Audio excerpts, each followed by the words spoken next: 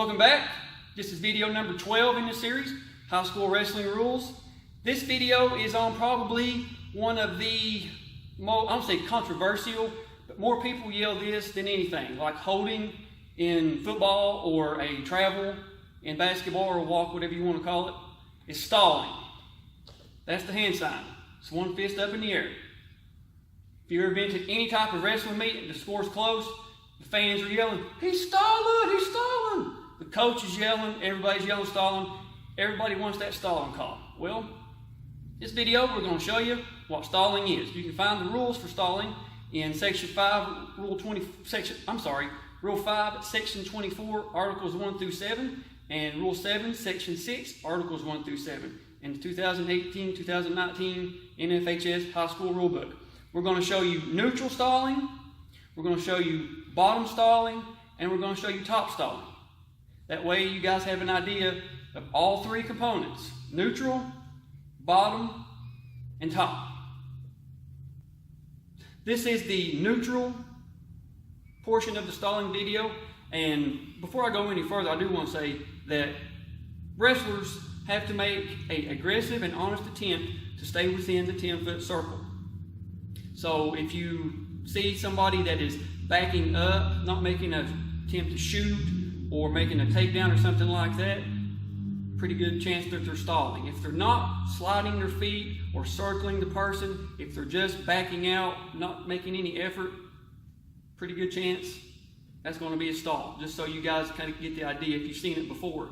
Another thing too is referees, officials have the prerogative to say, let's go red, let's go green, work for a takedown, work for a turn, work for something.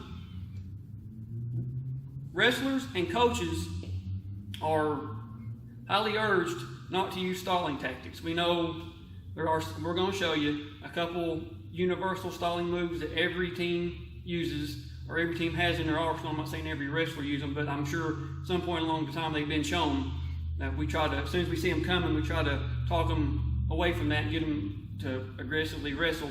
So we're going to let these wrestlers start. I'm going to step behind the camera, kind of direct these guys on some stalling techniques. So here we go, we're going to start.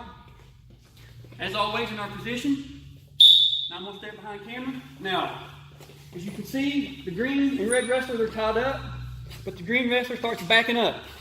Makes no effort.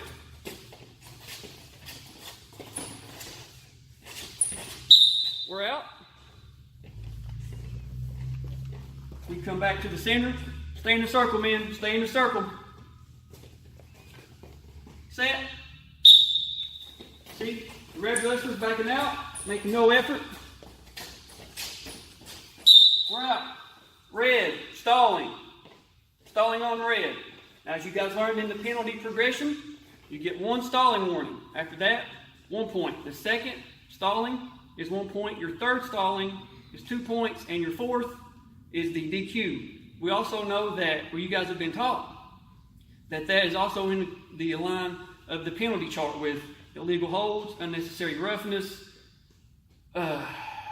unsportsmanlike conduct, all those that we went over already. Those are in addition to. So if they get one illegal hold, one stalling, the next stalling, illegal hold, unnecessary roughness, whatever it is, that will be technical violation. That'll be 2 points. Keep that in the back of your mind. It might come in handy sometimes. All right, we're going to do it again. Red keeps backing out, making no effort to wrestle, making no effort. We're out. Stalling red, one green. We're going to pretend this match is tied, 3-3. We have maybe 28 seconds left in the third period. We're going to start these guys. We're going to give you an example of a well-known and a commonly used stalling tactic. It is holding on to the leg without making any attempt to advance that. That is not aggressively wrestling. Just holding on to the leg does not mean you're aggressively wrestling. So here we go. Our red wrestler shoots in, stands up with it. He's making no effort for a trip. He's making no effort for any type of takedown.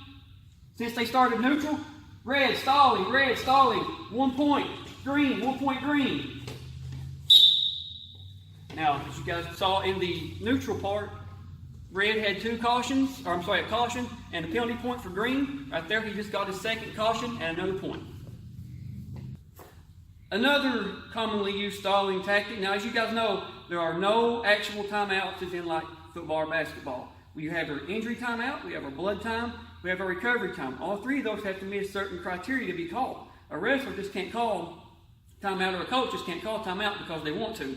So they decided to lay on the side of the mat, out of bounds. I'm sure you guys have seen this as well. We're going to give you an example here of what happens. We're going, for the sake of this video and time, pretend these wrestlers are getting ready to go out of bounds. So go ahead, guys. They work out, We're out of bounds. Red's down, green's up. Let's go, red. Stalling, red. Stalling, red. Now that is his third stalling. That's 2 points for green. Anytime that a wrestler lays on the side of the mat for an extended period of time, unless they are injured and the injury timeout or the blood time or recovery time symbol has been given by the referee, chances are that wrestler is stalling. So that way you guys, when you come to a meet, you can see that. I'm sure you'll see it the next time you go somewhere. Another couple little tricks you'll see, and it's actually defined in the rule book. If a wrestler is not making any effort to come back into the circle, if he keeps on pushing his opponent, not wanting to come back in, if the offensive or whoever's on the inside of the circle keeps on pushing the other wrestler out, that can be a stalling tactic. So we're going to show you a few examples of that, guys. And lock up, red wrestler. He's wrestling, but he's not making any effort to come back into the circle. Not making any effort right there. That'd be red stalling. Now, normally, that's his forestalling. That'd be green, be the winner by default. So, for the sake of this video, we're going to keep it going. I just want to let you know that on the forestalling, yes, or I'm sorry, not default, DQ. It's been a long day. I apologize. DQ. Same symbol, just a different name. So, now, we're going to pretend like, start back earlier, the score is 3-3. All the stalling that red got now is erased just for this video. We're going to show you like pushing and shoving back and forth on the line, not making any effort to either come back in or go out of bounds, that kind of stuff. Ready? They're locked up. They're pushing each other, not making any effort, making any contact, not making any effort. The stalling on red, stalling on green. You can do a double stalling warning. All right? You can hit both wrestlers for stalling if the behavior or the situation dictates. You can see our wrestlers are in a position, not the referee position, but we're going to pretend that the red wrestler has a takedown for time's sake. Stalling on the top. Now, as you guys have seen in earlier videos, the technical violations get stopped. Any penalty gets stopped. Stalling, depending on the situation, does not get stopped. If both wrestlers are neutral, stalling does not stop the match unless it is the fourth stalling, and that will be the DQ. Bottom wrestling, unless it's the fourth penalty that the wrestler has gotten that match, does not stop the match. However, top, stalling on top will stop the match.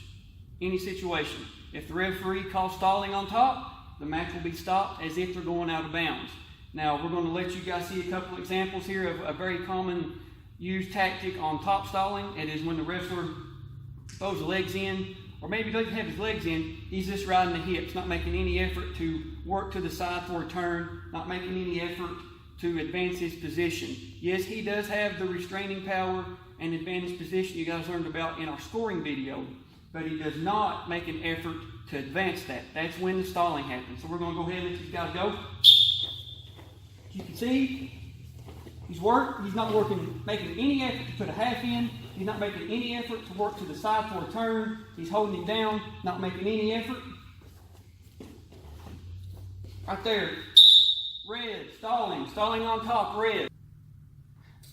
As you can see, our wrestlers here in the referee position are set, and a lot of old school people have been out of the sport for a while. Maybe their kids are in, or their niece, nephew, whatever the case may be, is that the stalling on the top wrestler is called a lot faster when the bottom wrestler stands up. The top wrestler has 5 seconds to take the top or the bottom wrestler to the mat on the mat return. If not, there's a stalling. We're going to show you. Even if they're working, even if he's holding around the waist, but you'll see if he's not making an effort to return, that is considered non-aggressive wrestling. That is stalling. So here we go. They stand up. 1, 2, 3, 4, 5. Red, stalling. Match will be stopped. Go back down.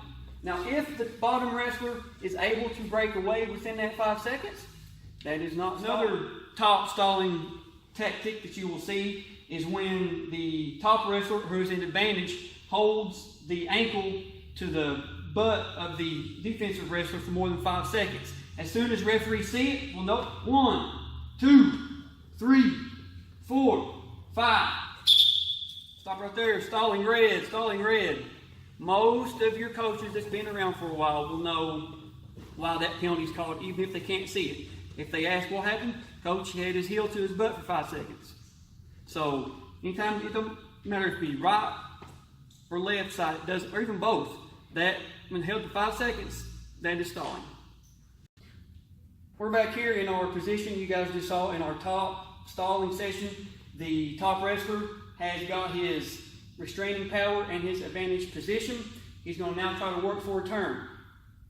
Defensive stalling on the bottom is easy to recognize. If the wrestler is not making an effort to escape, hit a reversal aggressively, that is considered stalling on the bottom.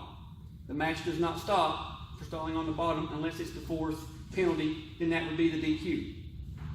So our top man has his half. He's working out to the side. The bottom wrestler balls up. Top man's working out to the side for a turn, trying to get his backs, trying to get his near fall. Nothing's happening. Stalling on the bottom, stalling green, no movement. Even if he is moving his head, moving his arms. If he's not trying to base up, if he's not trying to hit a switch or something of that nature, that is bottom stalling. That's easy call. Stalling on the bottom. All right. Now, this is where a lot of coaches like to argue the point of top man stalling, the bottom man stalling, depends on whose kid's in advantage. The rule book specifically states that the bottom wrestler is not stalling if he is overpowered. Now, that is what makes referees separate the ones that go to the regional and sectional and state tournaments as opposed to those that maybe don't get the call so often. The ability to recognize little things like this is what separates referees apart, that where bigger tournaments, associations want to use them more. And that's not a plug just for me. That is for anybody that's wanting to get into the sport, or maybe you're into it now and you're watching these trying to learn. Remember that. Little things like this, being able to recognize, bottom stalling, top stalling, stalling neutral like we showed you. Little things like that will separate you. So here we go. Now we're going to pretend our top man got his advantage position and his restraining power. He's working a half. The bottom man is doing his best to get out of it, but he's being overpowered. It's clear that the top man has his half. He's working out to the head like he's supposed to, but the bottom man just can't fight it. Now, even though he's not trying to escape or trying to reverse, as long as the top man has this and he's being overpowered, even though near fall criteria has not been met, this is not stalling. There you have it. There is video number 12, stalling. I encourage everybody to go back to my playlist. There's 11 more videos before this. I really hope you guys watch them. And I'm actually blown away by the amount of views I got on the hair rule video. We know that's a popular topic right now. Just so happened that a situation occurred where that would be important to get out. So I'm glad you guys learned the rule on that. So I want to say thank you to Coach Josh and Dan Muncie at Sheldon Clark High School, soon to be Martin County High School, for letting me film with their team. As you guys know, always subscribe to the channel, share this video. If you have any questions at all, leave them in the comments. I answer all my comments. If you want to send me a message on social media that I have, send me a message, I'll ask. So thank you for Martin County, Sheldon Clark High School for having me. Stalling, we'll see you guys on the mats.